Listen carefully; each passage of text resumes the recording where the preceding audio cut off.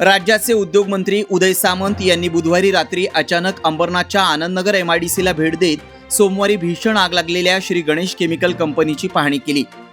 यावेळी अंबरनाथ एमआयडीसीतील केमिकल कंपन्यांचं fire audit आणि सेफ्टी ऑडिट झालं आहे की नाही याचा अहवाल 8 दिवसात सादर करण्याचे निर्देश सामंत यांनी अधिकाऱ्यांना दिले आहेत।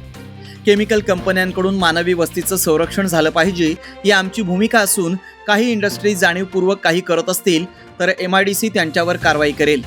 तसंच इन्शुरन्ससाठी आगी लावण्याचा प्रकार होत असेल तर त्यापेक्षा अधिक कडक कारवाई करू असा इशारा यावेळी उदय सामंत यांनी दिला।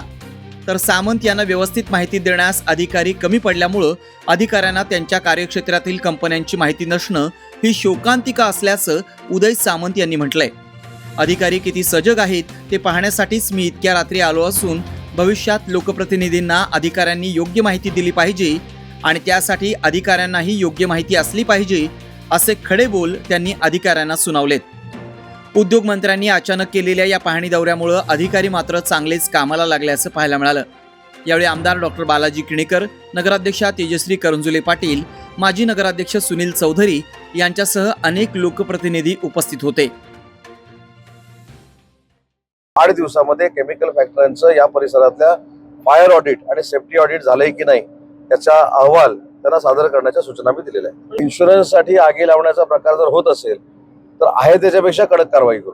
ज्या कंपन्या आलेल्या आहेत त्यांच्या मार्फत मानवी वस्तीचं संरक्षण व्हावं हीच आमची सगळ्यांची भूमिका आहे। काही इंडस्ट्री जर जाणीवपूर्वक काही करत असतील असं निदर्शनास आलं तर त्या बाबतीमध्ये देखील एमआयडीसी देखील कारवाई करेल। नाही म्हणूनच मी अचानक एवढ्या रात्री आलो की अधिकारी देखील आमचे किती प्रिपेअर्ड होत असतात हे मला बघायचं होतं।